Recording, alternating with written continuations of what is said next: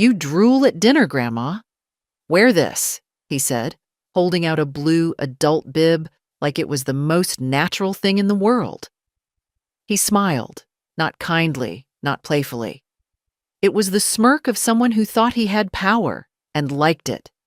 His friends snickered behind him. I looked at the bib, then at my grandson, and something inside me went terribly quiet. They say aging makes you invisible. I didn't expect it to make me disposable. We were gathered in the dining room. Friday dinner. I'd been cooking since noon. Roast chicken with lemon and rosemary, garlic mashed potatoes, green beans sautéed with almonds, and the apple crumble he used to beg me for when he was little. My daughter Allison invited his friends over for a casual hangout, which really meant I'd cook and they'd eat, then vanish upstairs. The table was set. I wore my good cardigan, the cream one with the pearl buttons, and even pinned on the brooch Michael gave me on our 30th anniversary. It was my small way of still being someone. And then Justin handed me that bib. There was a beat of silence before one of the boys laughed. "That's harsh, man," he said, but didn't sound like he disapproved. I felt heat rise in my face. Not shame, something else, something firmer. It had bones. "You think I need that?" I asked him, my voice even. He shrugged. "You kinda slobber sometimes." I didn't. Not really. Maybe once or twice if I was tired. But I wasn't senile. I wasn't some doddering husk who needed a towel at the table. Allison didn't say a word. She just cleared her throat and walked back into the kitchen, letting her son handle the old lady. The silence stretched. The boys looked from me to Justin. He still held the bib. Still smiling. Still cocky.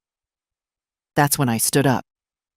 I took the bib from his hand, slowly, like I agreed. Like I accepted his judgment. "All right," I said. "Let's put it to good use." He blinked. "Wait, what?" I walked to my chair, pulled it back, and patted the cushion. "Sit."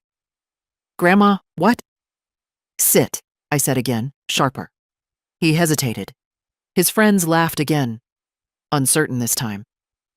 Justin looked at them, then back at me. Maybe he thought I was losing it. Maybe he thought I was just going along with some joke. He sat. I tied the bib around his neck, one knot, two, tight. He squirmed. "Grandma!" But I was already heading to the kitchen. I opened the cabinet where Allison kept baby food for her clients' toddlers. She ran a daycare. Occasionally, I chose the banana puree. No additives, smooth texture, easy to swallow. I walked back with the jar and a spoon and placed both in front of him. "Open wide," I said. The room was frozen. His friends stared, mouths open. One of them let out a choked laugh and then quickly covered it. Justin looked like he didn't know whether to scream or disappear. "You think drooling's funny?" I asked quietly, spoon poised. "You think getting older makes someone less of a person?" "Grandma, I was joking." "You weren't," I said. "You meant it. You wanted them to laugh at me. Well, congratulations. But if you're going to treat someone like a baby, you'd better be ready to eat like one." He didn't open his mouth. So I placed the spoon down, picked up the jar, and set it firmly beside his plate. Then I sat back in my seat, folded my hands, and looked around the table. "Eat," I said to the others. "The food's getting cold." No one moved for a moment. Then one of the boys reached for the potatoes. Another passed the chicken. They avoided looking at Justin, who still sat there, red-faced and stiff, the bib tight around his neck. Allison returned, carrying the pitcher of iced tea. She froze when she saw the scene. Her eyes flicked from me to her son, then to the puree on the table. "What is this?" she whispered. Respect, I said, meeting her gaze. Or the lack of it. I thought maybe it needed to be served warm. She didn't respond, didn't defend him, didn't defend me either. Just stood there, blinking. I ate in silence. The food was good, if I may say so. I'd learned to cook from scratch before Allison was born. Back when Michael and I had nothing but one pan and a flickering stove. Back when food meant effort and love and dignity. Justin didn't touch the puree. He untied the bib halfway through the meal and left the table without a word. His friends muttered awkward goodbyes and followed him upstairs. I didn't call after them. Allison didn't either. After dinner, I washed the dishes, alone. And then I sat at the kitchen table, the bib folded neatly beside me. Not angry, not even sad, just done. Done being the background. Done being the punchline. Done letting silence cover disrespect like a tablecloth hides stains. And that's how it began. The house was unusually quiet after dinner. The kind of quiet that isn't peace, but something heavier, like the pause before a storm. I dried the last dish, stacked it carefully, and left the bib folded on the counter. It looked almost innocent now, as if it hadn't carried the weight of humiliation just an hour earlier. I could hear them upstairs, muffled voices, laughter forced, trying to drown out what had happened. I didn't mind. Let them pretend. Let them tell themselves it was nothing, just an old woman acting strange. I had spent years letting them explain me away. Tonight, for once, I didn't care to be explained. When Justin finally came down, his face was blotchy. He didn't look at me. He muttered something about going out with his friends and grabbed his jacket. His friends followed, their sneakers squeaking across the floor, their laughter brittle. The front door slammed. The house seemed to exhale. That's when Allison appeared. She leaned against the doorway, arms crossed, her face a mask of irritation. Not concern, not even confusion. Irritation. "What the hell was that, Mom?" she hissed. I didn't answer right away. I poured myself a cup of tea instead, letting the steam fog my glasses. The ritual steadied me. "Dinner," I said finally. "A lesson." "A lesson?" Her voice sharpened. "You embarrassed him in front of his friends. He's 17, for God's sake. Do you know what kind of damage that can do?" I set the teacup down with care. "I imagine less damage than telling your grandmother to wear a bib because she drools." She flinched, just slightly, but recovered quickly. He was joking. "Teenagers." "No," I interrupted. My voice was quiet, but it carried. "He wasn't joking. You heard the tone. You saw the look. You know as well as I do it wasn't a joke." For a moment, she had no words. Then, with a shrug that looked borrowed from her son, she said, "You could have just let it go." Let it go. That's what I'd been doing for years. Letting it go when she rolled her eyes at my suggestions. Letting it go when Justin ignored me at family gatherings. Letting it go when Allison treated my pension like part of her household budget, not mine. Every sigh, every dismissal, every silence. Let it go. I looked her straight in the eyes. "Not anymore." Her jaw tightened. "So what now? You're just going to make scenes? Humiliate him whenever you feel slighted?" "No," I said, standing. "I'm going to remind both of you that I'm not invisible, that I'm not here to bankroll your lives or to sit quietly in a corner while you decide how much dignity I get to keep." The air between us crackled. She didn't answer. She didn't need to. The truth sat there, naked and undeniable. I carried my tea upstairs to my room. The door closed behind me with a soft click. My sanctuary. My prison. Both at once. I sat at my desk and opened the top drawer. Inside were neat stacks of receipts, bank statements, notes, the evidence of a lifetime of giving. The new car Allison bought for safety. The tuition payments for Justin's private school. The mortgage help just until she got back on her feet. Thousands upon thousands, siphoned quietly, as if my worth could be measured in dollars.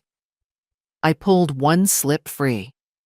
A check stub from last year, written to cover a temporary shortfall that somehow never got repaid. My handwriting looked steady, hopeful. I almost didn't recognize it. How many times had I told myself it was the right thing to do? That mothers give? That grandmothers sacrifice? That if I just gave a little more, I'd buy my place in their lives? I closed the drawer. No more. The clock ticked past 10. I turned off the light and lay in bed, listening to the house settle. Every creak, every sigh of the pipe sounded different tonight, as if the walls themselves sensed a change. For the first time in years, I wasn't dreading tomorrow, because tomorrow I would begin untangling myself from them, not out of anger, out of necessity, out of self-respect. They thought tonight had been the scene, the humiliation, the end of it. But tonight had only been the beginning. I woke up earlier than usual the next morning, long before Allison stirred. The sun was barely pushing through the curtains, painting the room in pale streaks. My joints ached the way they always did, but it didn't matter. There was something inside me that felt alert, steady. I dressed slowly, choosing a navy skirt and a pressed blouse.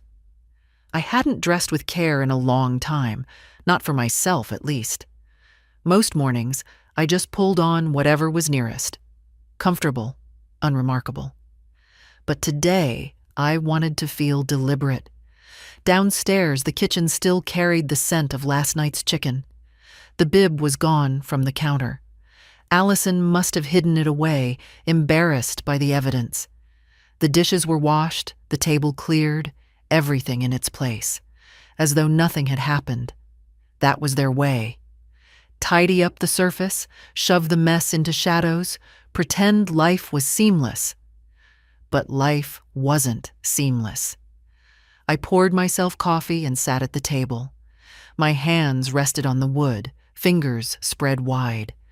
They were old hands, veined, freckled, marked by years of sewing, cleaning, writing checks. Hands that had made life smoother for everyone else. The silence broke when Allison came down. Her hair was hastily pulled into a bun, her face bare of makeup. She didn't look at me when she opened the fridge. "Morning," she said flatly. "Morning." The coffee pot gurgled between us. She poured herself a cup, leaned against the counter, and finally turned her eyes on me. "Justin's not going to school today. He's humiliated. He says he can't face anyone." I sipped my coffee. "He'll live." Her jaw clenched. "Do you even care what this does to him? He's a teenager, Mom. They're fragile." I set my cup down. Fragile is not an excuse for cruelty. The words hung there. Her mouth opened, then shut again. She looked away, staring at the tiled floor as though it might offer her an escape. I stood. "I'll be out for most of the day." "Where are you going?" "To see about my money." Her head snapped toward me. "What do you mean?" "You know exactly what I mean." Her face flushed. "Mom, this is ridiculous. You don't understand finances. I handle it so you don't have to worry. It's easier that way." Easier for whom? I thought. But I didn't say it. I just picked up my bag, slipped on my coat, and walked out the door. The air was crisp, the kind that wakes you up even when you're already awake. I walked slowly down the sidewalk, each step measured, steady. The bank wasn't far, a 10-minute walk. I had been inside it dozens of times, but always with Allison beside me, doing the talking, signing where she told me. The tellers knew her name better than mine. Today, I would walk in alone. The glass doors slid open with a quiet hum. The air inside smelled faintly of polished wood and printer ink. People moved in and out, briskly, purposeful. I approached the reception desk. "Good morning," I said, my voice firmer than I felt. "I need to speak to someone about my accounts." The young man behind the desk smiled politely. "Do you have an appointment, ma'am?" "No, but I'll wait." He nodded and gestured to the chairs. "Someone will be with you shortly." I sat, smoothing my skirt. My heart thudded, not from fear, but from anticipation. After so many years of letting others decide for me, I was about to take back something small but crucial. After 10 minutes, a woman in a navy suit approached. She was middle-aged, with neat hair and kind eyes. "Mrs. Edwards? I'm Karen. Why don't you come with me?" I followed her into an office lined with filing cabinets and certificates. She gestured to a chair. "What can I help you with today?" she asked. I folded my hands in my lap. "I want to see every automatic payment leaving my account, every transfer, every authorization." Her eyebrows rose slightly. "Of course. Do you have a specific concern?" "Yes," I said simply. "I believe I've been too generous for too long, and I'd like to see the proof." Karen typed into her computer. Pages of numbers spilled out from the printer. She slid the stack toward me. "These are your recurring payments for the last 12 months. I looked at them. Line after line after line. Mortgage, car insurance, school fees, utilities, gym memberships, even a landscaping service I didn't recognize. Hundreds of payments, thousands of dollars, all leaving quietly, month after month, while I was told not to worry. I pressed my palm flat against the paper. My hand trembled, but my voice did not. "I want them stopped," I said. "All of them." Karen hesitated. "All?" "Yes, every single one. And I want to revoke any power of attorney connected to my account, effective immediately." She studied me for a long moment. Then she nodded. "I'll prepare the forms." I exhaled, long and steady, as though something heavy had shifted inside me. For the first time in years, the money was mine again, and with it, so was a part of myself. Karen slid the papers across the desk, her pen resting neatly on top. "Take your time, Mrs. Edwards. Read carefully before you sign." I adjusted my glasses and leaned in. The text swam at first. Formal, dense, deliberately complicated. Legal words had a way of disguising their meaning, but I forced myself to slow down, to take each line as it was. Revocation of power of attorney. Termination of automatic transfers. Confirmation of sole account holder authority. Each phrase was like a breath of air, clearing away years of fog. I initialed here, signed there, turned the page. Karen watched without hurry, her expression professional but not cold. She'd probably seen it before. Someone realizing too late that they'd surrendered too much. When I slid the papers back, my hand no longer trembled. "Everything will be processed today," Karen said. "By the end of the week, no further transfers will occur without your authorization." I nodded. "Thank you." She hesitated. "If you don't mind me asking, did someone misuse your accounts?" I met her eyes. "Not misuse. Just assume ownership of what was never theirs." Understanding flickered in her face. She didn't press. Instead, she rose and shook my hand. Her grip was firm, respectful. "If you need assistance setting up protections, automatic alerts, spending limits, let me know. We can make sure this doesn't happen again." "I'll consider it," I said. Outside, the daylight was brighter, sharper. The chill air carried a current that felt almost new. My steps home were lighter than they had been in years, though I carried nothing but my bag and the weight of decision. When I opened the front door, Allison was in the living room, phone pressed to her ear. Her voice carried, sharp and insistent. "I don't know what's going on, but the card was declined." "Try again." "Yes, the joint account." "Well, it should work." Her eyes snapped to me as I walked past. I didn't pause. I didn't explain. I simply hung my coat and headed for the kitchen. The kettle was waiting, the tea bags stacked neatly in their tin. "Mom," she said, following. "What did you do?" I filled the kettle, set it on the stove. The whistle would answer for me soon enough. She raised her voice. "Mom, did you cancel something? The mortgage payment bounced. Justin's tuition payment, too. What are you thinking?" I turned slowly, hands steady. "I'm thinking it's time I stopped paying for lives that aren't mine." Her face went pale, then blotched red. "You can't just cut us off. We depend on you." There it was. The truth, naked and raw. Not love, not care. Dependence.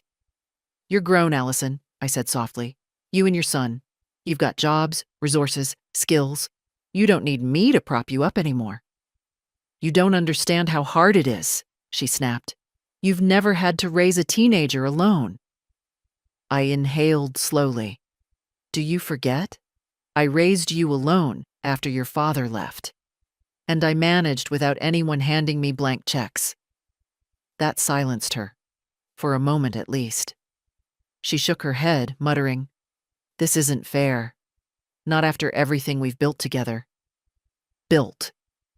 The word stung because it implied partnership. Yet what she called building had always been me giving, her taking. The kettle whistled. I turned back to it, poured the hot water into my cup, and sat at the table. Allison lingered in the doorway, arms crossed, fury and fear fighting on her face. "What am I supposed to tell Justin?" she demanded. I stirred my tea. "Tell him the truth. Tell him Grandma's money isn't endless. Tell him respect is worth more than a tuition check." Her lips tightened. "He won't understand. Then perhaps it's time he learns." She left the room with a huff, the sound of her footsteps hard against the floorboards. A door slammed upstairs. The house grew quiet again. I sat with my tea, feeling the calm settle into me. Not triumphant, not yet, but firm. I looked toward the mantel where Michael's photograph stood, smiling in that gentle way he always had. "You'd be proud of me," I whispered. For once I wasn't just surviving the day. I was shaping it. And tomorrow I would take the next step. That night, I didn't sleep much. Not because of regret. There was none. But because my mind kept circling the same thought. If I'd waited this long to take back control, what else had I left neglected? At dawn, I rose and dressed again with care. The house was silent. Allison must have been asleep still, and Justin's door was closed. I moved quietly down the stairs, gathered the neat folder of documents from my desk, and slipped it into my bag. When I arrived at the bank later that morning, Karen was waiting. She greeted me warmly, ushering me into her office again. "I've processed the revocations you signed yesterday," she said, handing me a printout. "Every recurring transfer has been suspended. Nothing will move out of your accounts unless you personally authorize it." I studied the paper. Rows of canceled payments stared back at me. Tuition, mortgage, utilities, insurance. The life of another household that had been financed on my back. It was dizzying. "I'd also recommend," Karen continued gently, that you consider appointing a trusted advisor for future protections. Someone other than family, given the circumstances. I nodded. A lawyer. I've worked with one before. I'll call him. Her approving smile reminded me of a teacher pleased with a student's progress. Good. In the meantime, we'll set up an alert system. Any time money leaves your account, you'll receive a notification. No one will move funds without your knowledge. The printer spat out more papers. I signed them all, one after another, steady and sure. Each stroke of the pen felt like cutting a cord that had bound me for too long. When I left the bank, the air seemed fresher, though it was the same cold March morning as always. I breathed deeply, as if the act itself could cleanse years of quiet suffocation. I walked slowly home, past tidy houses with their trimmed lawns and children's bicycles leaning against fences. Normal life unfolded on every porch and sidewalk. Neighbors waving, dogs barking, kids tugging backpacks. I thought of how long I had allowed myself to be tucked away, useful only as a purse, tolerated but never cherished. When I opened the front door, Allison was waiting. She was pacing the living room, phone in her hand. The look on her face was half panic, half rage. "Mom," she said, her voice sharp. "The bank called me. Do you have any idea what you've done?" "Yes," I replied calmly, setting my bag on the table. "I've done exactly what needed doing." She stared. "Justin's tuition is unpaid. The mortgage is overdue. Insurance is about to lapse. You're going to ruin everything." "Everything?" I repeated softly. "Or just the arrangement where I carry you on my back?" Her cheeks flushed. "That's not fair. We needed your help." "And I gave it," I said. "For years. Every check, every payment, every temporary loan. I gave until there was nothing left of me but the giving." She shook her head, as though my words were absurd. "You don't understand. You're old. You don't know what things cost anymore." I felt a strange calm. I know exactly what they cost, because I've paid every bill. The silence that followed was heavy. For once, she had no quick answer, no justification. I walked past her into the kitchen, put on the kettle, and began the simple ritual of tea. My hands were steady as I laid out the cup, the saucer, the spoon. Allison followed, her voice tight. "What am I supposed to do now?" I looked at her over my shoulder. "Stand on your own feet." Her mouth opened, then closed again. She left the room without another word. I stirred my tea, listening to the quiet of the house. Not an empty quiet, but a clean one. When the phone rang later, it was a number I hadn't seen in years, the lawyer's office. I had left a message that morning, and now his secretary confirmed an appointment for the next day. "Yes," I said. "I'll be there." After I hung up, I allowed myself a small smile. For so long, my life had shrunk to the size of this house. The chores, the checks, the silence. Now, with every signature, every step, the walls were moving back, and I was stepping into space I hadn't claimed in decades. I wasn't free yet, but I was on my way, and freedom, once tasted, is impossible to forget. Back in my room that evening, I opened the old cedar chest at the foot of my bed. It smelled faintly of lavender, the sachets I used to tuck inside decades ago. Everything I'd kept was there. Photographs, letters, scraps of fabric, a box of buttons that had belonged to my mother. On top, under a folded quilt, lay my sewing machine. Heavy, solid, the kind built to last. I hadn't touched it in years. My fingers brushed over the metal, remembering the rhythm of its needle, the steady hum that had been the soundtrack of my evenings for so long. That machine had built my independence once. After Michael left, I sewed dresses, shirts, anything neighbors asked for.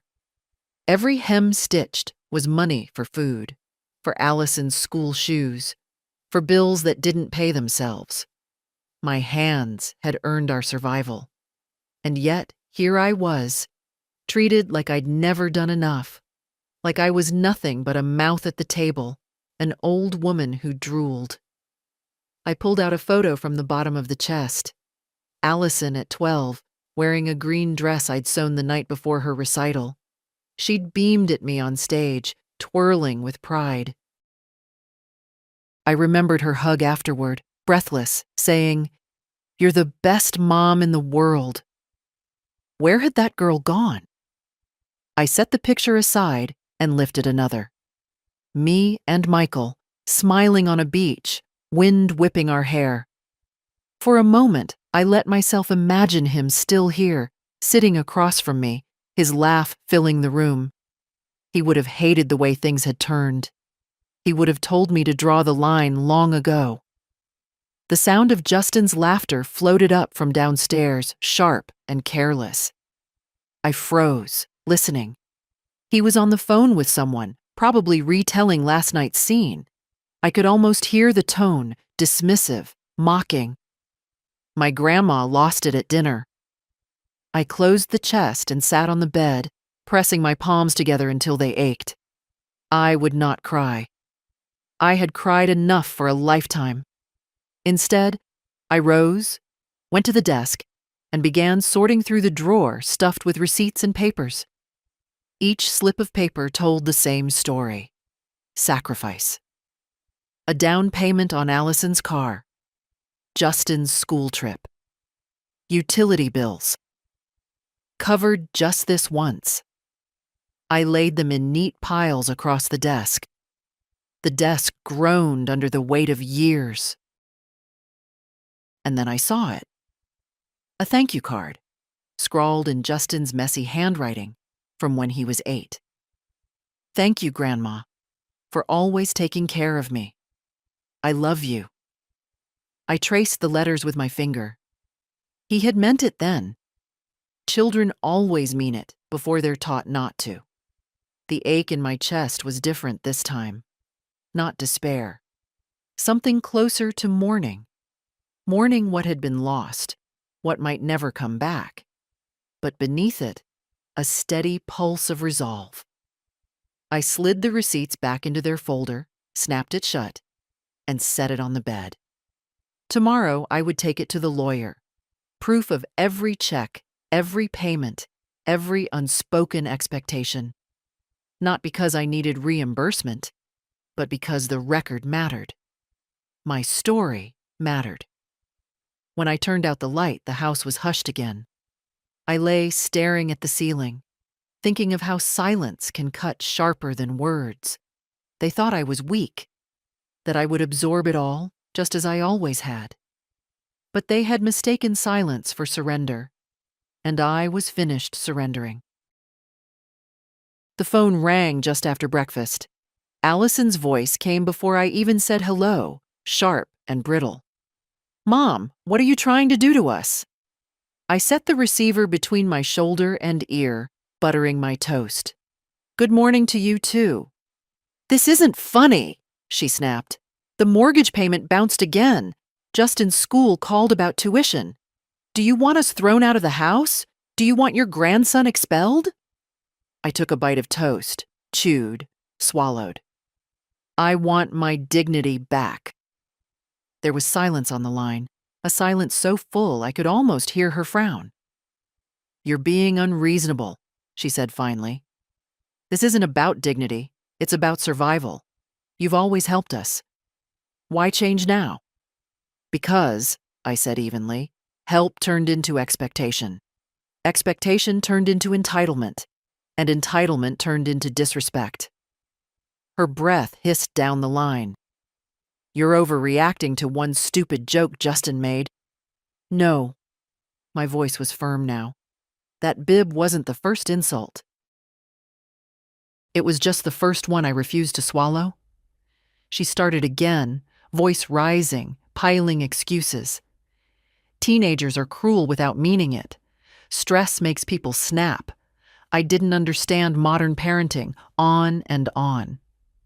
I listened, waiting for her words to lose their edge until they tumbled into pleading. Mom, please. We need you. I can't do this without you. Justin can't either. I closed my eyes. For years, those words had been a hook in my chest. We need you. They had kept me pouring money, time, and silence into a well that never filled. But I saw them now for what they were. Chains. You'll manage, I said softly. You've managed plenty of things when you wanted to. She grew desperate. You're going to ruin us? Don't you care about your own family? I gripped the receiver. My hand shook, but my voice stayed steady. Family isn't built on exploitation, Allison. It's built on love, respect. I've given both, and in return, I got bills and a bib at dinner. Her gasp crackled through the line. I waited. She didn't answer. I'm seeing a lawyer today, I continued. From now on, my finances are mine alone. If you and Justin need help, you'll have to learn to stand on your own feet, just like I did when I raised you. Her voice came low, almost a growl. You'll regret this. I already regret waiting so long. I hung up before she could reply. My hand trembled on the receiver, but I didn't lift it again. The silence after was heavy, but not crushing. It was a silence I chose. I stood at the window, watching the street outside. Neighbors bustled, cars pulled in and out of driveways. Normal life ticked on, indifferent to whether I gave or withheld. For the first time, I felt part of that life again, not hidden, not erased. Simply present. Later, when I gathered my folder of receipts and put on my coat, I glanced once more at Michael's photograph. His smile steadied me. Wish me luck, I murmured. And I walked out the door, head high, not as someone's purse, not as someone's fool, but as myself. The lawyer's office smelled faintly of dust and polished wood. The brass plate on the door still read Howard and Miles, the same firm Michael and I had used for our will decades ago. I remembered sitting in this very waiting room, Allison, still in pigtails, swinging her legs on the chair. Back then, I'd thought the future was secure because we'd planned it together. Now, I was here alone, clutching a folder thick with receipts, years of sacrifice pressed into paper. The receptionist looked up with a polite smile. Mrs. Edwards, Mr. Miles will see you now. I followed her down a hall lined with diplomas and photographs, lawyers shaking hands, ribbon cuttings, civic awards. The office we entered was warm, with shelves crowded by leather-bound volumes and a large desk where a gray-haired man rose to greet me. Mrs. Edwards, he said, extending his hand. It's been a long time. I shook it firmly. Too long. Thank you for seeing me on short notice. Of course. Please sit. I lowered myself into the leather chair, my folder balanced on my lap. My hands didn't tremble, though the weight of what I carried could have made them. He folded his fingers on the desk. Tell me what brings you here. I opened the folder, spreading receipts across the polished wood. This, I said. Years of covering bills that weren't mine. Car payments, school tuition, mortgages, grocery cards, insurance, even landscaping services for a house that isn't mine. All withdrawn from my accounts. His brows rose slightly as he scanned the papers. And these were authorized? By my daughter, I said. She's had power of attorney. I signed it when I thought it was temporary so she could help with banking after my surgery. That was years ago. Since then, she's treated my money like her own. He nodded slowly. And you've revoked that authority now? Yes, yesterday at the bank. No more automatic transfers either. I want it all legally sealed. No loopholes. Good. He tapped the papers. We can draft a new financial power of attorney, one limited strictly to your choice of representative, not family. And I recommend establishing a living trust. That way, your assets are protected, managed exactly as you specify. I breathed out, long and steady. Yes, that's what I want. No surprises, no manipulations. I've spent too long paying for respect I never received. He adjusted his glasses. May I ask, what changed? After so many years? I looked him in the eye. My grandson handed me an adult bib at dinner, told me to wear it because I drool. That was the moment. For a second, the lawyer's face betrayed shock, then settled back into professional calm. I see. I'm not here for revenge, I added. I'm here for dignity, for boundaries. He nodded firmly. Then we'll make sure of it. The law can't change hearts, but it can draw lines no one can cross. We spent the next hour going through options. He explained trusts, wills, contingent beneficiaries. I listened carefully, asked questions, made notes. It felt good. Not overwhelming, not confusing. Just business. My business. At the end, he slid a stack of preliminary documents toward me. Read these. We'll meet again next week to finalize. In the meantime, I'll draft a letter revoking any authority your daughter might still claim. She'll have no legal access to your finances. I placed my signature where he indicated. My handwriting was clear, steady, not the scrawl of a frail woman, but the mark of someone certain. When I left, the afternoon sun was slanting low, painting the street in gold. I paused on the steps outside, folder tucked under my arm. The city moved around me. People rushing, talking, carrying groceries, waiting for buses. I blended in, just another figure on the sidewalk. But inside, I felt taller, lighter. For the first time in decades, my life was in my own hands again, and no one, not daughter, not grandson, not their laughter at a dinner table, would take it from me. The next morning, I woke with a sense of clarity I hadn't felt in years. The lawyer's words still echoed in me. The law can't change hearts, but it can draw lines no one can cross. I'd drawn the first line. Now it was time to draw others. On my dresser sat a photograph in a chipped silver frame. It showed me with a woman about my age, both of us laughing, hair whipped by the wind at a picnic. Her name was Ruth. We had been inseparable once, neighbors who turned into sisters. We sewed together, cooked side by side, raised our children in tandem. For decades, if I wasn't in my own kitchen, I was in hers. Until Allison and Ruth had an argument. Something petty that grew sharp. Words about child rearing, about choices. Allison had been furious with her, and I, wanting to keep peace at home, had drifted away from Ruth. We hadn't spoken in 15 years. I traced the photo's edge with my thumb. So much had been lost. Not only money, not only dignity, friendship too. I dressed, put on my coat, and walked 3 streets over. Her house looked the same, though the garden was more overgrown, the paint peeling. I hesitated at the gate, suddenly shy. What if she shut the door in my face? What if she didn't even remember me? But I hadn't come this far to retreat. I lifted the latch and walked up the path. When she opened the door, she looked older, of course. Her hair was white now, cropped short. Her back stooped slightly, but her eyes, sharp, blue, curious, were the same. For a moment, we only stared. "Ruth," I said softly. Her mouth parted. "May?" I nodded. "Yes, it's me."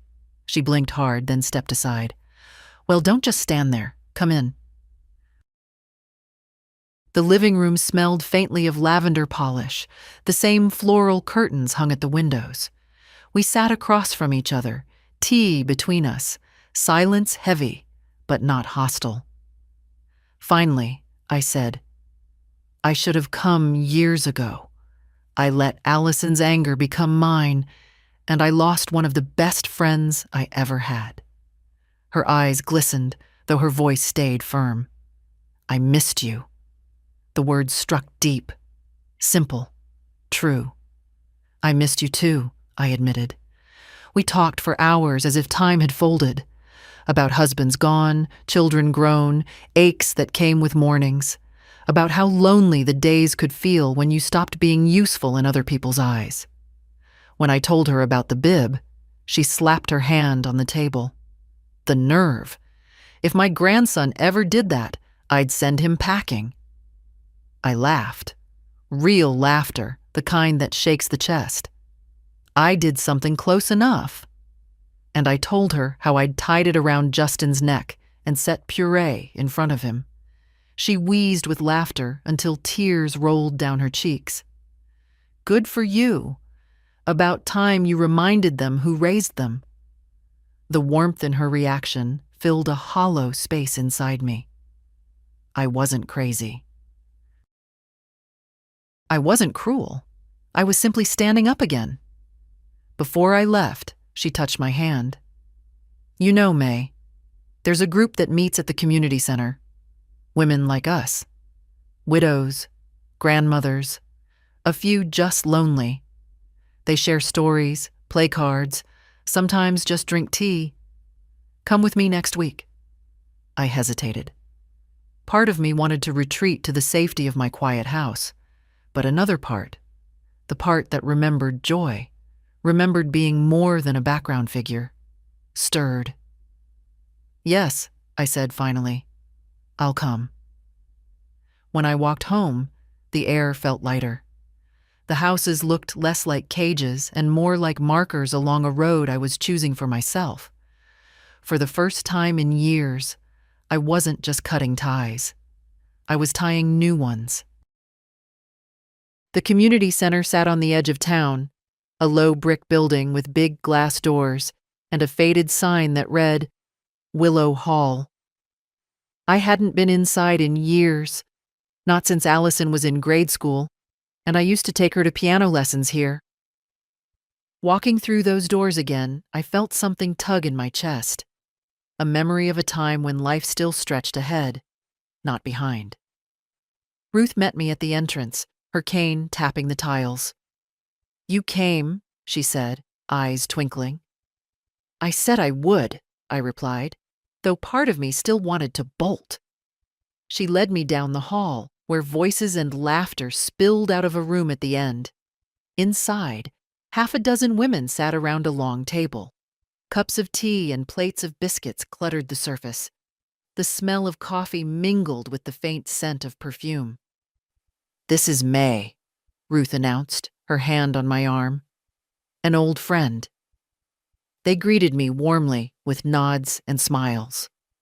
One woman, tall with silver hair piled high, patted the chair beside her. Come sit. We were just about to start cards, but stories first. I sat cautiously, folding my hands in my lap. The stories began.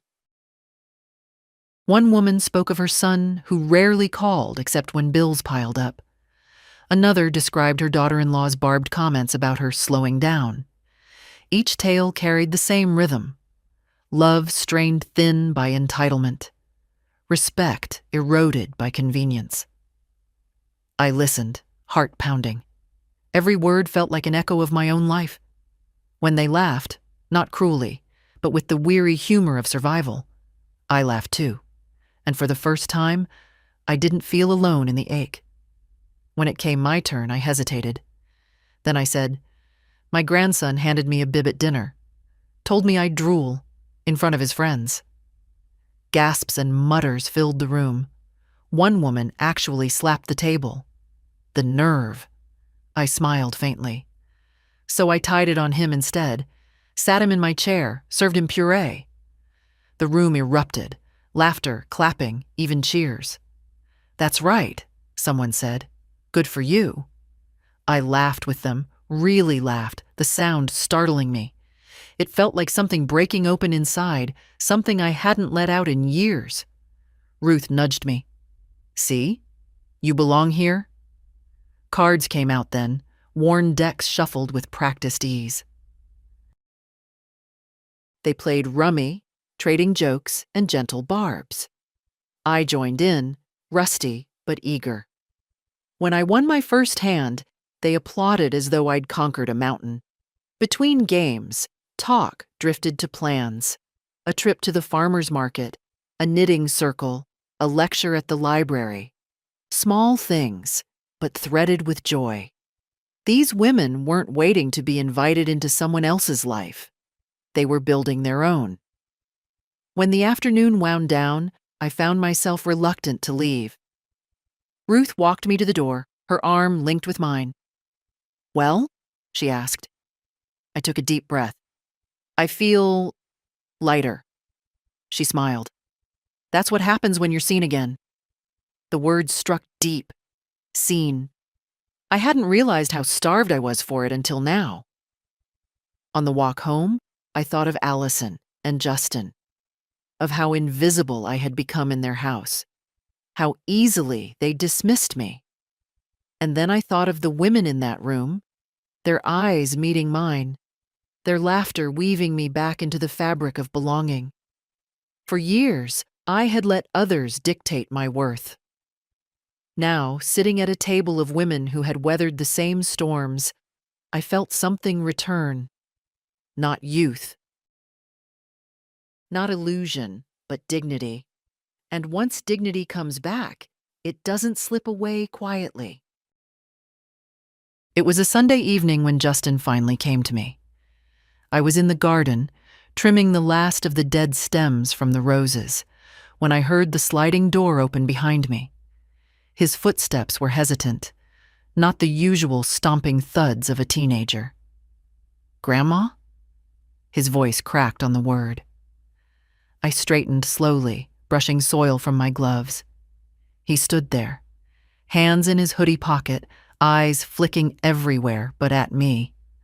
For once, he looked less like a cocky boy and more like the child I used to tuck into bed. He kicked at the ground. "I wanted to say sorry. For, the bib thing." I pulled the gloves off, folded them neatly, and laid them on the bench. "You wanted to humiliate me, and you succeeded." His face flushed. "I didn't mean it like that. It was just a joke." I studied him, the slope of his shoulders, the nervous twitch in his hands. "Justin, jokes are meant to make people laugh together. What you did was meant to make people laugh at me. There's a difference." He opened his mouth, shut it again. "I didn't think it'd hurt you that bad." I sighed, sitting on the bench. "That's the problem." "You didn't think about me at all." The silence between us stretched. I could hear the faint hum of traffic, a dog barking down the street. He shuffled his sneakers in the dirt, restless. Finally, he muttered, "Mom says you're being dramatic, that you're making everything harder than it has to be." I almost laughed, not at him, but at how predictable Allison was. Instead, I shook my head. "Of course she does. It's easier to call someone dramatic than to admit you've relied on them too much." He frowned. "You've always helped us. Isn't that what family's for?" "Yes," I said quietly. "Family helps, but family also respects. I've given help without respect for too long." His eyes darted to mine then, and for the first time, I saw uncertainty instead of arrogance. "So, you don't want to help us anymore?"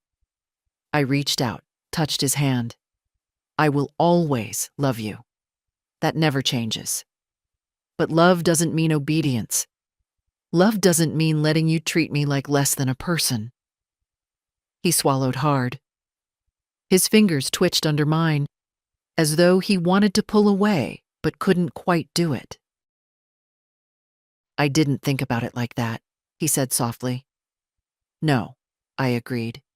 "You didn't. But maybe now you will." The porch light flicked on behind us, and Allison's voice called from inside, sharp, impatient. "Justin, we're leaving in 5 minutes." He jerked his hand back, stuffing it into his pocket again. "I gotta go." I nodded. "Go on." He lingered a moment, then mumbled, "See you later," before disappearing into the house. I sat alone in the twilight, the air cooling, the roses shivering in the breeze. My chest felt heavy, but not with despair. With clarity. He wasn't ready to understand yet.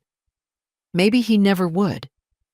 But for once, I had spoken truth aloud, not swallowed it. And that mattered more than his apology.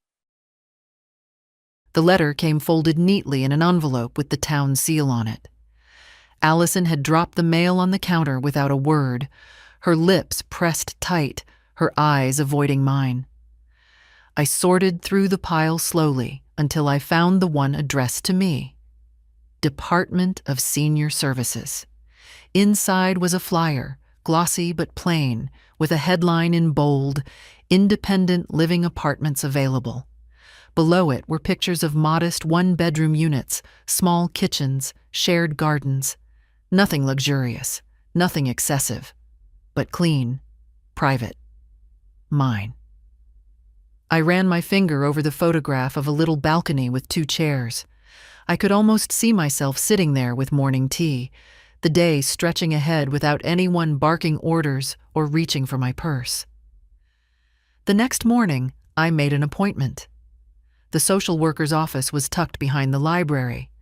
Her name was Claire, a brisk woman in her 40s, with kind eyes that softened the sharpness of her voice.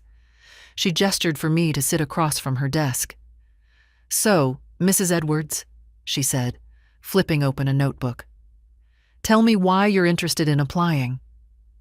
I folded my hands in my lap.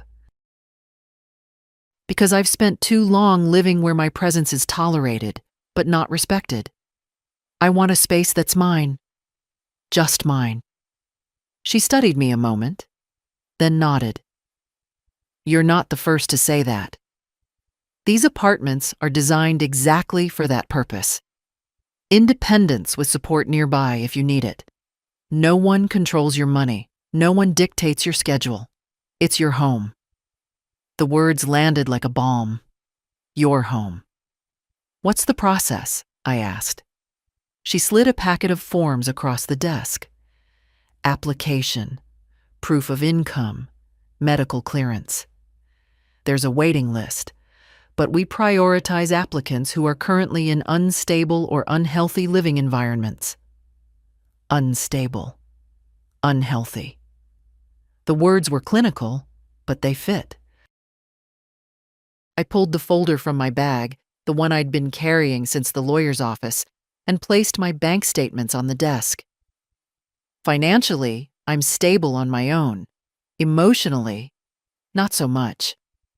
This house I live in now, it's not home anymore. Claire looked at me, her pen paused. "What happened?" I hesitated, then answered plainly. "My grandson humiliated me. My daughter enables him, and I realized I've been financing both their lives at the expense of my own." Her eyes softened further. "Then you're exactly the kind of applicant we want to help." I filled out the forms slowly, carefully, writing each answer in my neatest hand. Birth date, Social Security, income, emergency contact. For that line, I paused. For years it had been Allison. I left it blank for now. When I signed the last page, Claire took the stack and smiled. "We'll be in touch soon, but start thinking of what you'd like to bring with you. These units are small. Only what matters most should come along." On the walk home, I turned that thought over in my mind. Only what matters most, not everything, not everyone. That evening, Allison confronted me in the kitchen, arms folded tight across her chest. "I heard you're applying to move out. Is that true?" "Yes," I said simply. Her eyes widened, then narrowed. "So you're abandoning us? After everything?" I looked her straight in the eye. "No, I'm saving myself. There's a difference." She scoffed, muttered something under her breath, and stormed off. I poured myself a cup of tea and sat at the table, staring at the photograph of the little balcony again. For the first time, the future didn't feel like something shrinking. It felt like a door opening.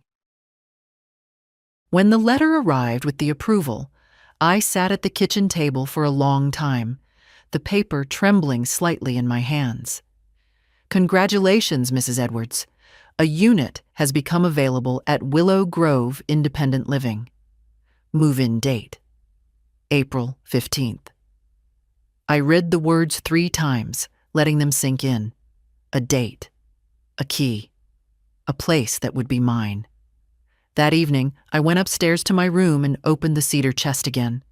The lavender sachets had grown faint, but the scent was still there, clinging to the quilt and folded linens. I pulled them out carefully, setting aside what I would take. The quilt my mother stitched, the photograph of Michael at the beach, my sewing machine. The rest could stay. Sorting was easier than I expected. When you spend years in a house that isn't truly yours, you learn to let go of objects. They never carried my name anyway. The heavy china set Allison insisted on buying with my money, the sleek gadgets crowding the kitchen counters. None of that mattered. What mattered fit neatly into 3 boxes: clothes, memories, and tools for the hands that had always saved me. As I folded sweaters into the first box, Justin appeared in the doorway. He leaned against the frame, arms crossed, trying for his usual smirk, but not quite landing it. "So it's true," he muttered. "You're moving out." "Yes," I said, without looking up. He shuffled his feet. "Mom says you're being selfish." I laid a sweater flat, smoothed its edges. "Then let her think that." He hesitated. "So you're just leaving us?" I turned to face him. "Justin, I'm not leaving you. I'm leaving the version of me you think you can laugh at, use up, and ignore. That woman is finished." His face reddened. He muttered something. Maybe an insult, maybe just air, and stalked off down the hall. I let him go. Later that night, Allison confronted me. She stood in the doorway, her silhouette sharp against the hall light. "You can't do this," she said flatly. "I already have." Her fists clenched at her sides. "Who's going to help us now? Who's going to pay when something breaks? When Justin needs something?" I looked at her steadily. "You are. That's what parents do." Her mouth twisted as if I'd slapped her. "You're cruel." "No," I said softly. "I'm finally kind. To myself." She left without another word. The days that followed were a quiet whirlwind. I packed in the mornings, visited Ruth in the afternoons, and signed final documents at the lawyer's office. Each step felt like pulling another root out of the soil, freeing myself from ground that had long since dried around me.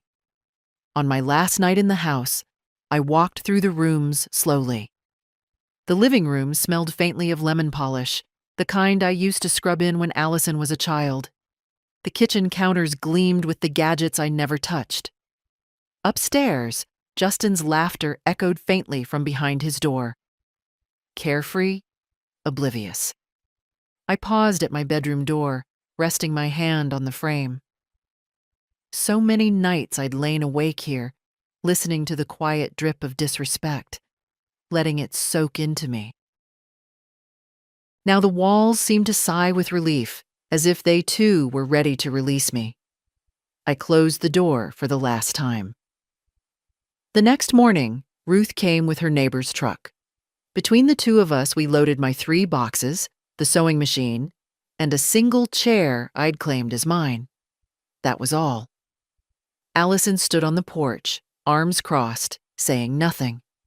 Justin hovered behind her, pretending disinterest. Neither offered to help. Neither said goodbye. I climbed into the passenger seat beside Ruth, my hands folded in my lap. The house loomed behind us, pale against the sky, a place I had kept alive with years of giving. As we drove away, I felt no ache, no tug of regret, only a lightness, fragile but real. For the first time in decades, I was going somewhere that didn't require permission, somewhere that didn't demand I shrink, somewhere I could breathe. The apartment was small, yes, but it was mine. When Ruth and I carried in the last of the boxes, I stood in the middle of the living room and just breathed. The space smelled faintly of fresh paint and clean wood floors, untouched by anyone else's demands. No voices rising, no footsteps pacing overhead. Just stillness. I set the quilt on the bed first, smoothing the fabric with both hands. My mother's stitches had held through decades, and now they held me too. Next came Michael's photograph. I placed it on the windowsill where the light could touch his smile. The sewing machine fit perfectly against one wall of the bedroom. I ran my hand along its frame, promising myself I'd use it again. Not for necessity this time, not to pay bills or cover debts, but because it made me feel capable. Ruth stayed long enough to help unpack the kitchen box. We arranged the cups, the plates, the kettle. Nothing fancy, nothing wasted. When we finished, she hugged me tightly.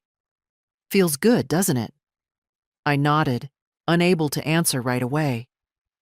My throat tightened, not with sadness, but with the strange fullness of starting over. After she left, I made tea and carried it out to the little balcony. 2 chairs waited there, plain but sturdy. I set my cup on the table and sat, watching the street below. Children rode bicycles in circles, their laughter lifting into the air. A dog barked at a passing truck. Somewhere, music drifted faintly from an open window. For the first time in years, I felt part of the world, not locked away in someone else's life. The first night was quiet. Too quiet almost. I woke once, expecting to hear Allison slamming a door or Justin's video games shaking the walls. Instead, there was only the hum of the refrigerator, the soft creak of the building settling. I lay in bed, quilt pulled up to my chin, and let the quiet wash over me until it felt less like emptiness and more like peace. Over the next days, I fell into a rhythm. In the mornings, I made coffee and read by the balcony window. In the afternoons, I walked to the market, carrying home fresh bread and fruit. Some evenings, I joined Ruth and the other women at the community center. Cards, laughter, stories traded like currency. They welcomed me fully, and for the first time, I allowed myself to be welcomed. I even began sewing again. Not clothes, not yet, but small things. Cushion covers, a bag for groceries. The hum of the needle was a comfort, reminding me of all the ways I had built survival from scraps. But now, it wasn't survival. It was creation. One afternoon, while I was sewing, the phone rang. I almost didn't answer, but the silence tugged at me. It was Allison. Her voice was tight, almost brittle. "So, this is it then? You've moved out? You've left us to figure it all out ourselves?" "Yes," I said simply. She scoffed. "Justin's furious. He says you abandoned him." I let out a slow breath. I didn't abandon him. I gave him a lesson. Whether he learns it is his choice. She was silent for a moment. Then, softer. "We're struggling. Without your help, things are hard." I closed my eyes, pressing the receiver gently to my ear. Then you'll grow strong. Hardship does that. I know, because I lived it. She muttered something, half anger, half confusion, and hung up. I set the phone down and returned to my sewing. My hands were steady, my stitches even. For the first time, her words didn't leave me hollow, because I was no longer in her house. I was in mine. That night, I sat on the balcony again, tea warm in my hands. The streetlights flickered on, casting pools of gold across the pavement. Life moved steadily below me, cars passing, voices rising and fading, and I thought, this is what freedom sounds like. The morning sun spilled across the quilt, warm and gentle. I lay there a while, not because my body was too heavy to rise, but because, for once, I had no one calling my name, no one needing money, no one waiting for me to step into a role I hadn't chosen. The silence was mine. The day was mine. I rose slowly, made coffee, and carried it out to the balcony. The little table wobbled slightly under the cup. The metal chair squeaked as I sat, but I didn't mind. These were not flaws. They were reminders. Nothing has to be perfect to belong to you. From up here, I could see children walking to school, backpacks bouncing against their shoulders. A man jogged past with his dog, both panting in rhythm. Across the street, an older woman watered her plants, waving when she noticed me. I waved back, smiling. I wasn't invisible anymore. Later that week, Ruth came by with a bag of scones. We ate them warm in my kitchen, butter melting across the crumbs. She told me about her daughter's new job, about the women's group planning a summer outing to the lake. I listened, I laughed, and when she left, the apartment didn't feel empty. It felt lived in. That evening, the phone rang again. Allison. Her voice was quieter this time, almost weary.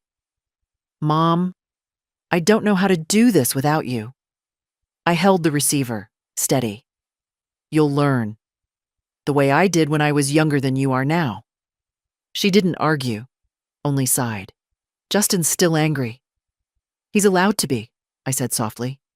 Anger is easier than shame. He'll grow out of it, or he won't. That's his road to walk. She was silent for a long time. Finally, she whispered, I miss you. My throat tightened. Then come see me. Not for money, not for bills, just for tea. We hung up without promises, but the door was there, unlocked. It would be her choice to step through it. That night I sat again on the balcony. The street was quiet now, the hum of crickets rising in the warm air. I thought of the years I had lost to silence, to giving until there was nothing left of me but the giving. And I thought of the moment I'd tied that bib around Justin's neck. A small act, maybe, but the spark that lit everything after. They had mistaken my silence for surrender. They had mistaken my giving for weakness. But I am not weak. I am still here. Still standing. Still choosing. I don't regret the years I gave, but I will never again give at the expense of myself. That is the lesson. That is the freedom.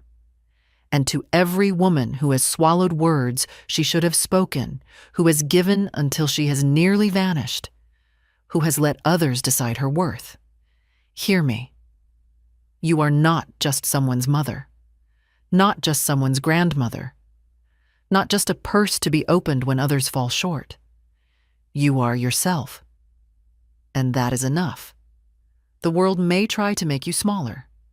Don't let it. Raise your voice. Take back your keys.